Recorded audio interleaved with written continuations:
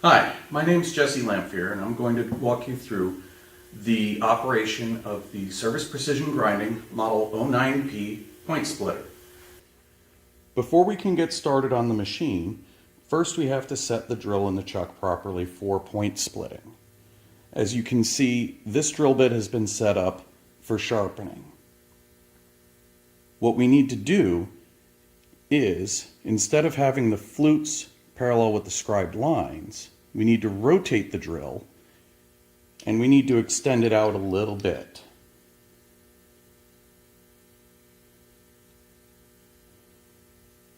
We rotate the drill so that the web, the line across the web, is parallel with the body of the chuck.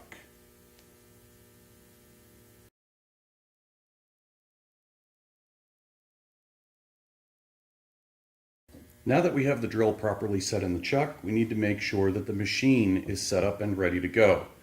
There's 3 adjustments on this machine. Number 1 is the infeed on the motor. And just like with a regular sharpener, it just moves the motor closer or farther away from the chuck. Adjustments 2 and 3 are also just like on the drill sharpeners. You have a single set screw here, and that will allow you to rotate the control block, and it will also let you turn the elevating screw. With the point splitter, however, most of the time we do not need to change these settings. This is mostly a set it and forget it kind of operation. Once you find a setting that works best for you, you can just leave it. Because of the way that the chuck is set and the way the drill is set in the chuck, regardless of drill diameter, the center line of the drill is always going to be at the same height relative to the wheel. Therefore, the only things that you really need to worry about are getting the wheel close enough to grind the drill, but not grind the chuck. We have a stop here, as with all the other machines, to prevent that. We extend the drill out a bit because we need to have enough clearance between the grinding wheel and the chuck so that we don't collide between the two.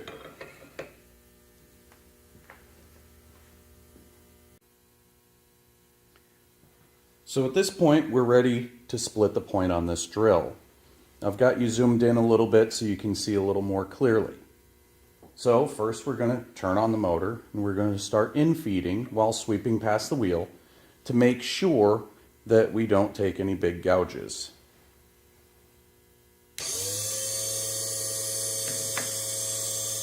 Slide the chuck up against the back of the fence and then slide it forward until it contacts the stop pin. Make sure that it doesn't move away from this position.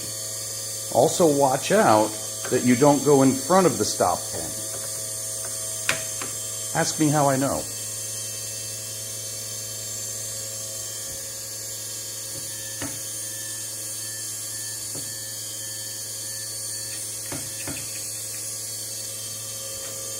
I've just touched off, so now I flip over the chuck and do the same on the other side.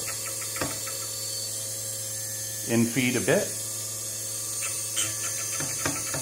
and repeat. Always do both sides when you infeed.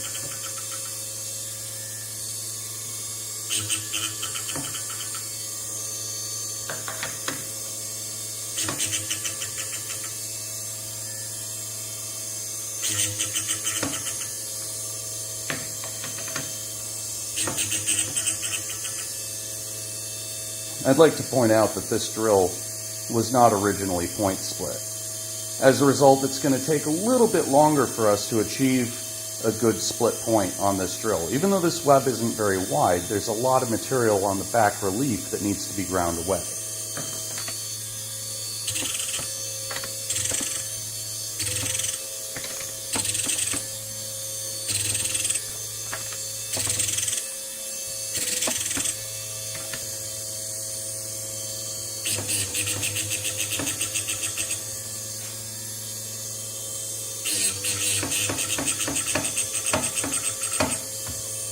As you can hear, I'm contacting the stop quite a bit.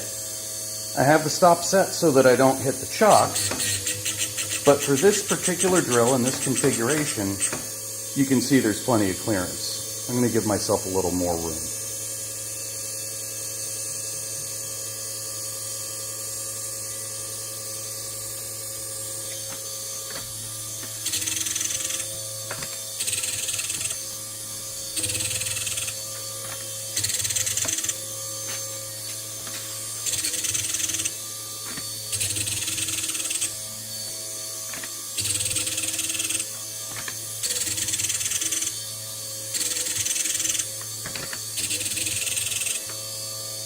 We're starting to get a little close now. So after each pair of grinds, front and back side of the drill, I'm going to stop and check. That way I make sure that I don't overshoot it.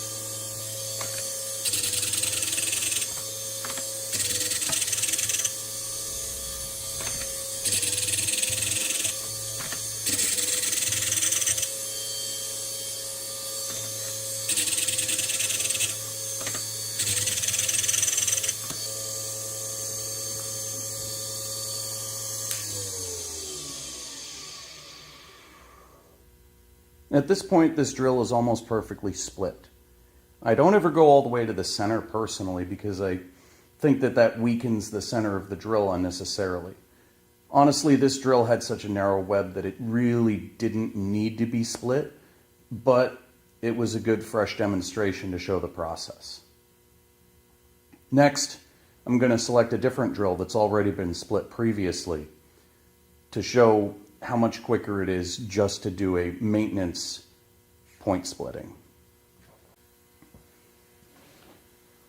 This drill bit has been point split in the past. Since then it's been resharpened a few times and now it's time to resplit the point. This will take a lot less time than point splitting a drill that's never been split before.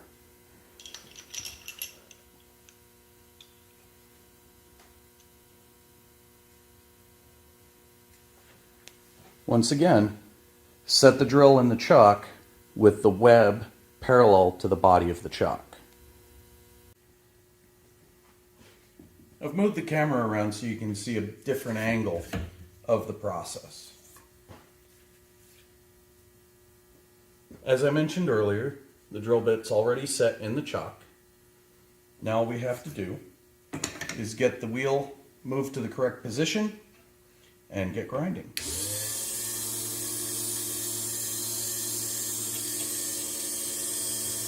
I've touched off, so I'm going to flip over, check the other side, and feed just a little bit. Flip the chuck, and grind the other side.